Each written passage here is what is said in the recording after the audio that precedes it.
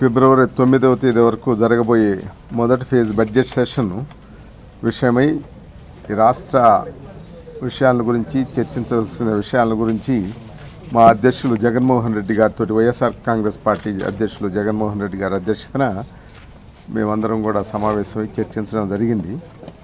మరి ముఖ్యంగా మన రాష్ట్రానికి సంబంధించి very important issue and burning issue ఈ స్పెషల్ స్టేటస్ అనేది. ఆ రోజు పార్లమెంట్ సాక్షిగా ఆ ఇష్యూని గురించి ఆ రోజు ఉన్నటువంటి ప్రధానమంత్రి గారు 5 సంవత్సరాలు ఇస్తామని చెప్తే అప్పుడు ఉన్నటువంటి ప్రధాన ప్రతిపక్షం బీజేపీ నాయకులందరూ కూడా 5 సంవత్సరాలు చాలదు 10 సంవత్సరాలు ఇవ్వాలని చెప్పి మేము వస్తే తప్పనిసరిగా అది 10 సంవత్సరాలు చేస్తామని చెప్పడం జరిగింది. ఇప్పుడు ప్రస్తుత ముఖ్యమంత్రి గారు చంద్రబాబు గారు 15 సంవత్సరాలు కావాలని కూడా అడగడం జరిగింది. ఎన్నికల మేనిఫెస్టోలో పెట్టి కూడా ప్రజల్ని, ఆంధ్రప్రదేశ్ ప్రజల్ని ఘోరంగా వంచారు. ఇంతకంటే దుర్మార్గమైనటువంటి విషయం ఇంకొకటి లేదని కూడా మనం చేయాలి. భారత పార్లమెంట్ సాక్షిగా చెప్పినటువంటి విషయాన్ని అసలు పార్లమెంటు వ్యవస్థనే అవహేళన చేస్తూ ఇప్పటికి దాదాపు 2 సంవత్సరాల 8 మాసాలు అయినప్పటికీ కూడా ఆంధ్ర రాష్ట్రం, నిజంగా విడిపోయిన ఆంధ్ర రాష్ట్రం అన్ని విధాలా నష్టపోయింది.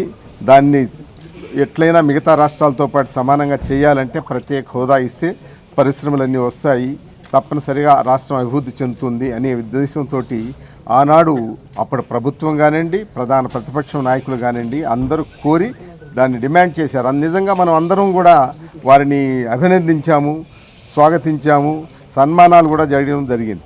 అటువంటి పరిస్థితుల్లో ఈనాడు ప్రత్యేక హోదాను తొంగలో తొక్కి దానికి రకరకాల పరిభాషలు చెప్తున్నారు. మన ముఖ్యమంత్రి గారు అయితే ప్రత్యేక హోదాకి, ప్రత్యేక స్టేటస్కి, ప్రత్యేక ప్యాకేజీకి దాదాపు ఏం తేడా లేదన్నట్లుగా చెప్తున్నారు. నేను ఒక విషయం మీకు మనవి చేస్తున్నాను. ఈ సందర్భంగా మేము పార్లమెంట్లో తెలుగు జర్నలిస్టులు అందరూ కూడా చెప్పారు. మామూలుగా అరుణ్ జైట్లీ గారు ప్రతిరోజు కూడా పార్లమెంట్ జరిగేటప్పుడు సెంట్రల్ హాల్కి వచ్చి చిట్ చాట్ చేయడం ఆయనకు అలవాటు. సాధారణంగా ప్రతిరోజు వస్తుంటారు పెద్ద నాయకులతో, కొన్నిసార్లు జర్నలిస్టు కొన్నిసార్లు చిట్ చాట్ చేస్తుంటారు ఆయన. మన తెలుగు జర్నలిస్టులు, సార్ మీరు ప్రత్యేక ప్యాకేజీకి చట్టబద్ధత కలగజేస్తున్నారా అని అడగడం జరిగింది. చట్టబద్ధత ఏముంది, చట్టంలో ఉన్న విషయాలే కదా మేము చెప్పామని కూడా అన్నారట. మన తెలుగు జర్నలిస్టులు అన్న మాటలే నేను చెప్తున్నాను, వేరే ఏం కాదు. ఆ విధంగా ప్రత్యేక ఇది ప్యాకేజ్ అనేది దానిలో ఏమీ లేదు. దానిలో చెప్పిన విషయాలనే విభజన చట్టంలో చెప్పినటువంటి విషయాలనే వాళ్ళు ఉదహరించారు, తప్పకుండా చేస్తామని చెప్పడం జరిగింది. దాన్నే ప్రత్యేక ప్యాకేజీ, ఏదో గొప్ప ప్యాకేజీ ఇచ్చారు, దానికి సరిపడా ఇచ్చారని చెప్తున్నారు. ఎన్ని పరిశ్రమలు వస్తాయనేది ఏ విధంగా అంచనా వేయగలరండి? ప్రత్యేక హోదా వచ్చినట్లయితే తప్పనిసరిగా పారిశ్రామికవేత్తలందరూ కూడా అక్కడికి వచ్చి పరిశ్రమలు పెట్టుకుంటారు. మనల్ని ఉద్ధరించడం కొరకు కాదు వాళ్ళు చేసేది, వాళ్ళని ఉద్ధరించుకోవడం కూడా వస్తారు. ఎన్నో రాయితీలు, ట్యాక్స్ రాయితీలు ఉంటాయి కాబట్టి తప్పనిసరిగా అందరూ వచ్చి పరిశ్రమలు పెడతారు. మిగతా రాష్ట్రాలతో ఏదో పోలుస్తున్నారు. మిగతా రాష్ట్రాలు అది ఇచ్చినందువల్లనే డెవలప్ అయ్యాయి. 11 రాష్ట్రాలు కూడా దానిలో ఏమాత్రం డెవలప్ అయినాయి, దానిలో ఎన్ని పరిశ్రమలు వచ్చినాయి ఏదో చెప్తున్నారు. అది నిజంగా ప్రత్యేక హోదా ఇవ్వనట్లయితే ఆ రాష్ట్రాలు ఇప్పటికి చాలా వెనకబడి ఉండేవి. ఈనాడు అంత అభివృద్ధి చెందిందంటే ప్రత్యేక హోదా వల్లే. అది కాకుండా ఆంధ్రప్రదేశ్ వాళ్ళతో పోల్చడానికి లేదు. ఆంధ్రప్రదేశ్లో అన్ని విధాల సౌకర్యం ఉన్నటువంటి ప్రాంతం, 980 కిలోమీటర్లు సముద్ర తీరం ఉన్నటువంటి ప్రాంతం, అన్ని విధాల రవాణా సౌకర్యాలు ఉన్నటువంటి ప్రాంతం, నీటి వసతి, ఎలక్ట్రిసిటీ అన్నీ ఉన్నటువంటి ప్రాంతం కాబట్టి తప్పనిసరిగా పారిశ్రామికవేత్తలందరూ, ఔత్సాహిక పారిశ్రామికవేత్తలందరూ కూడా వచ్చి ఆంధ్రప్రదేశ్లో పరిశ్రమలు స్థాపించేదానికి అవకాశం ఉంది. ఆ విధంగా ఆంధ్రప్రదేశ్ రాష్ట్రం పారిశ్రామికంగా బాగా అభివృద్ధి చెందుతుంది. ఈనాడు ముఖ్యంగా చదువుకున్నటువంటి బిడ్డలు అందరూ చాలామంది చదువుతున్నారు.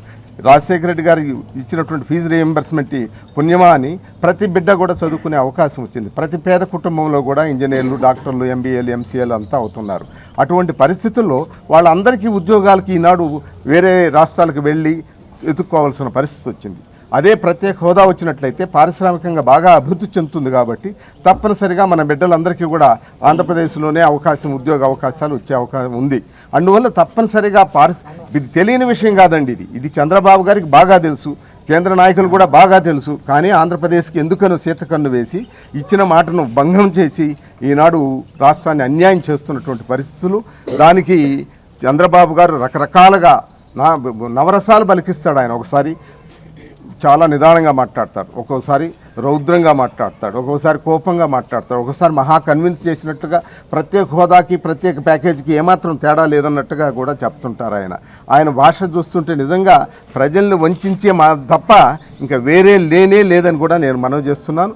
తప్పనిసరిగా చంద్రబాబు గారు ఈ రాష్ట్ర ప్రజలను, ఆంధ్రప్రదేశ్ రాష్ట్ర ప్రజలను, 5 కోట్ల మంది ప్రజల్ని వాళ్ళకు ఉన్నటువంటి హక్కును కాలరాస్తున్నటువంటి పరిస్థితులు వీరు కానీ నరేంద్ర మోడీ గారు కూడా ఈనాడు ప్రధానమంత్రిగా ఆయనకు ఎంతో గౌరవం ఇస్తున్నాం. మనం ఎంతో నిజంగా దేశం బాగుపడుతుంది ఆయన నాయకత్వంలో అని అనుకుంటున్నాం. ఈ మధ్య జరుగుతున్నటువంటి డిమానిటేషన్ ఈ విషయాలన్నీ కొన్ని చూస్తే మనకు కూడా ఏమిటి ఇలా చేస్తున్నారని అనిపిస్తుంది. కానీ ఆంధ్రప్రదేశ్ విషయంలో ఆయన చేస్తున్న పొరపాటు అంతా ఇంత కాదు. తప్పనిసరిగా ఆయన ఎవరు అభ్యంతరం చెప్పే పరిస్థితి ఉండదు. పొరుగు రాష్ట్రాల వాళ్ళు కానివ్వండి, మిగతా నాయకులు కానివ్వండి, ఎవరు కూడా ఆ రోజు ఇచ్చినటువంటి మాట మేరకు నేను ఇస్తున్నాను ఆంధ్రప్రదేశ్కి అని చెప్పొచ్చు ఆయన. కానీ అది ఏదో కారణాలు చెప్తూ ఆంధ్రప్రదేశ్కి రావాల్సిన హక్కుని నిజంగా దుర్మార్గంగా దాన్ని వ్యతిరేకిస్తున్నారు. నిజంగా ఆంధ్రప్రదేశ్ ప్రజలందరూ కూడా కలిసి హక్కును కాపాడుకుంటున్నారు. అందుకనే జగన్మోహన్ రెడ్డి గారు ఎన్నిసార్లు ఇప్పటికీ దాని కొరకు పరితపిస్తున్నారు. మొట్టమొదటినే పోయి ప్రధానమంత్రి గారిని కలిశారు, అలాగే ప్రెసిడెంట్ గారిని, రాజ్నాథ్ సింగ్ గారిని, అరుణ్ జైట్లీ గారిని కూడా కలవడం జరిగింది. ధర్నాలు చేశారు, ఢిల్లీలో కూడా ధర్నాలు చేశారు, బందులు చేశారు, నిరాహార దీక్షలు చేశారు, ఆమరణ నిరాహార దీక్ష కూడా చేశారు. అటువంటి పరిస్థితుల్లో తప్పనిసరిగా ఈ రాష్ట్రం బాగుపడాలంటే తప్పనిసరిగా ప్రత్యేక హోదా వస్తేనే బాగుపడుతుందనే ఉద్దేశంతో పరితపిస్తున్నటువంటి వ్యక్తి జగన్మోహన్ రెడ్డి గారు. దానికి చంద్రబాబు గారు అక్కడికి విశాఖపట్నంలో క్యాండిల్ ర్యాలీ చేద్దామని వెళితే అక్కడ విమానం దిగక ముందే ఆయన్ను అడ్డుకొని అక్కడ నిర్బంధించినటువంటి పరిస్థితులు, తిరిగి విమానంలో పంపించిన పరిస్థితులు మనం గమనిస్తున్నాం. ఇవన్నీ ప్రజలు తెలుసుకోవాల్సిన. కానీ ఈరోజు చంద్రబాబు గారిని సపోర్ట్ చేసే పత్రికలు వక్రీకరించి చెప్తున్నారు తప్ప వేరే ఉద్దేశం ఏమి కాదు. ఈరోజు ప్రత్యేక ప్యాకేజీకి ఏమాత్రం విలువే లేదని కూడా నేను మనవి చేస్తున్నాను. అందుకని జగన్మోహన్ రెడ్డి గారు తప్పనిసరిగా పార్లమెంట్లో దాని కొరకు మమ్మల్ని పోరాడవలసిందిగా మరి డైరెక్షన్ ఇచ్చారు ఆయన. తప్పనిసరిగా దాన్ని మేము అన్ని విధాలా పరిరక్షించుకునే దానికి ప్రయత్నం చేస్తాం. తర్వాత మనకి ఆ రోజు విభజన చట్టంలో చెప్పినటువంటి పోలవరం ప్రాజెక్టు దానికి అయ్యే ఖర్చు ఎంత, ఎస్కలేటెడ్ ఖర్చు ఎంత అవుతుంది? నాబార్డు 16,000 కోట్లేమో ఇస్తామంటున్నారు. Project cost 10,000. అది తర్వాత చాలా ఎస్కలేషన్ అవుతుంది. దానికి ఎవరు భరించబోతున్నారు, ఆ టర్మ్స్ ఏంటి, ఇవన్నీ కూడా ప్రజలకు చెప్పవలసిన అవసరం ఉంది. అలాగే విశాఖపట్నం రైల్వే జోను 2 సంవత్సరాల 8 మాసాలు అయిందండి. ఆ రోజు చెప్పినటువంటిది ఇంత టైం కావాలన్నా రైల్వే జోన్ ప్రకటించి దాన్ని అమలుపరచడానికి. అలాగే ఇంకా మిగతా అక్కడ కడపలో స్టీల్ ప్లాంట్ అన్నారు, తర్వాత దుగరాజపట్నం పోర్ట్ అన్నారు, తర్వాత ఇంకా ఇండస్ట్రియల్ కారిడార్ అన్నారు. వీటన్నిటికీ రూపం ఎప్పుడు వస్తుంది? మరి ఆంధ్రప్రదేశ్ రాష్ట్రం నిజంగా అన్ని విధాలా నష్టపోయినటువంటి రాష్ట్రం. అది అభివృద్ధి చెందాలంటే ఈ కార్యక్రమాలు అన్నీ జరగవలసిన అవసరం ఉంది. దాని కొరకు తప్పనిసరిగా పార్లమెంట్లో మేమందరం కలిసి దాన్ని తప్పనిసరిగా ప్రయత్నిస్తాము, దాని కొరకు పోరాడతామని కూడా మనం చేస్తున్నాం. స్పెషల్ ప్యాకేజీలో ఒక నిమిషం, స్పెషల్ ప్యాకేజీలో కనుక వారు అన్నట్టు ఎంత డబ్బులు వచ్చేసే ఎంత వచ్చిందని చెప్పగలిగితే ఎంత డబ్బులు స్పెషల్ ప్యాకేజీలో వచ్చింది, దానివల్ల ఎన్ని పరిశ్రమలు వచ్చాయి, దానివల్ల ఎన్ని ఉద్యోగాలు వచ్చాయని ఆయన చెప్తే చాలా బాగుంటుంది తప్ప మాకు ప్రత్యేక హోదా కంటే కూడా స్పెషల్ ప్యాకేజీలో ఎక్కువ డబ్బులు వచ్చిందని చెప్పడం ప్రజలను మోసం చేయడం తప్ప వేరే ఏమీ లేదు. ఎందుకంటే స్పెషల్ ప్యాకేజీలో వస్తే దీనికి దానికని ఇవ్వకోకుండా వారు సీఎం అకౌంట్లోకి వెళితే వారు చంద్రన్న కానుక కానీ లేదంటే చంద్రన్న బాటకు కానీ వారు ఇష్టం వచ్చినట్టు ఉపయోగించుకోవడానికి వీలవుతుంది తప్ప ఇలా అభివృద్ధి కొరకు కానీ లేదా ఉద్యోగాలు క్రియేట్ చేయడానికి కానీ పనికిరాదు కనుక వారు ఆ విధంగా చెప్తున్నారు తప్ప స్పెషల్ ప్యాకేజ్ వల్ల ఏ విధమైన అభివృద్ధి ఇంతవరకు జరగలేదు, జరగడానికి అవకాశాలు లేవు. కేంద్రం పైన అవిశ్వాసం పెట్టే ఆలోచన ఏమైనా ఉంది? ఎందుకంటే మనకి ఇచ్చినటువంటి హామీలన్నింటినీ కూడా నెరవేర్చడం లేదు కాబట్టి అట్లాంటి ఆలోచన చేస్తారు. బాబు, మిగతా పార్టీ వాళ్ళతో కూడా మాట్లాడదాం. వైఎస్ఆర్ పార్టీ మీకు తెలుసు కదా, సంఖ్యగా తెలుసు కదా, అయినా కూడా మీరు పార్టీ వాళ్ళతో మాట్లాడి తప్పకుండా దానిపై కూడా నిర్ణయం తీసుకుంటున్నారు. అదేవిధంగా తెలుగుదేశం పార్టీ ఎంపీలు కొంతమంది మాట్లాడుతున్నారు ప్రత్యేక హోదా విషయంలో. చాలా అవి వినటానికే చాలా అసహ్యంగా ఉన్న మాటలు. వాళ్ళు వేరే రాష్ట్ర ఎంపీలు మన రాష్ట్రాన్ని జరుగుతున్న అన్యాయాన్ని గమనించి, ముఖ్యంగా తెలంగాణకు చెందిన ఎంపీ కవిత గారు మొన్న ప్రత్యేక హోదాకు వాళ్ళు కూడా మద్దతు తెలియజేశారు. అయినా సరే అవి చూసైనా సరే మన తెలుగుదేశం పార్టీ ఎంపీలు ఒకసారి పునరాలోచించుకోవాలి. ఇప్పటికైనా వాళ్ళు కలిసి వస్తే పార్లమెంట్లో మాతో పాటు పోరాటం చేయడానికి తప్పకుండా ప్రత్యేక హోదా సాధిస్తామని చెప్పి ఈ సందర్భంగా చెప్తూ ఉన్నాం. మొదటి 2 సంవత్సరాలు కూడా చేశారు వాళ్ళు ప్రత్యేక హోదా కావాలంటూ. ఇవన్నీ ఏళ్ళ నుంచి మనం టైమ్ అండ్ అగైన్ రేజ్ చేస్తూనే ఉన్నాము. రేపటి పార్లమెంట్ బడ్జెట్ సెషన్లో is there any concrete action plan? What is your course of action? మాకు అందరం కూడా పార్లమెంట్ సభ్యులు, అందరం రాజ్యసభ సభ్యులు తప్పకుండా పార్లమెంట్లో ఈ లోగడ ఏ విధంగా అయితే గొడవ చేశామో అదే విధంగా ప్రత్యేక హోదా కావాలని ప్రభుత్వం మీద ఒత్తిడి తీసుకొస్తాం. అదేవిధంగా ఇందాకనే సోదరులు అడిగారు బిల్లు పెట్టే కార్యక్రమం కూడా రాష్ట్రపతి దాని మీద ధన్యవాదాలు చెప్పే దానికి కూడా ఓటింగ్ పెట్టే సందర్భంలో కూడా మిగతా పార్టీ వాళ్ళతో అందరితో మాట్లాడి దీనిపై కూడా ప్రత్యేక హోదా విషయంలో స్పష్టత ఇవ్వాలని చెప్పి కేంద్ర ప్రభుత్వాన్ని అడగడానికి నిర్ణయించారు. ప్రైవేట్ మెంబర్స్ బిల్లు కూడా సుబ్బారెడ్డి గారు ప్రవేశపెట్టబోతున్నారు. దానికి కూడా అందరి మద్దతు కూడా కూడబెట్టే ప్రయత్నం చేస్తారు. ప్రైవేట్ మెంబర్ బిల్లు రాష్ట్రానికి ప్రత్యేక హోదా ఇవ్వాలని ప్రైవేట్ మెంబర్ బిల్లు ప్రపోజ్ చేసి నేను లాస్ట్ ఇయర్ ఇవ్వడం జరిగింది. అలాగే యాంటీ డిఫెక్షన్ కూడా మా పార్టీ ఎవరైతే విడిచిపెట్టారో మొన్న శీతాకాల సమావేశాల్లో రావాల్సింది, శీతాకాల సమావేశాల్లో మిగతా కాంగ్రెస్ పార్టీ పక్షాలు సభను జరగకపోవటం వల్ల రాలేదు. ఈ బడ్జెట్ సమావేశంలో ప్రైవేట్ మెంబర్ బిల్ తప్పకుండా వస్తుంది. అలాగే యాంటీ డిఫెక్షన్ దానిపై కూడా అన్ని పక్షాలతో పాటు ఆ బిల్లు పాస్ అయ్యేదానికి కూడా గట్టిగా ప్రయత్నం చేస్తాం మేము. ఈ ప్రత్యేక హోదా వస్తే పరిశ్రమలు వస్తాయి, ఉద్యోగాలు వస్తాయి అన్నారు. నిన్న చంద్రబాబు ఈ విశాఖలో నేను చెప్తాను. మీటింగ్ పెట్టడం జరిగింది. 10 లక్షల కోట్లు పెట్టుబడులు వస్తున్నాయి, 2 లక్షల ఉద్యోగాలు వస్తాయి. ఓకే, నిన్న చెప్తాను, నిన్న జరిగిన సదస్సులో 22 లక్షల కోట్లు వచ్చిందని చెప్పి చంద్రబాబు గారు గొప్పగా ప్రకటిస్తూ ఉన్నారు.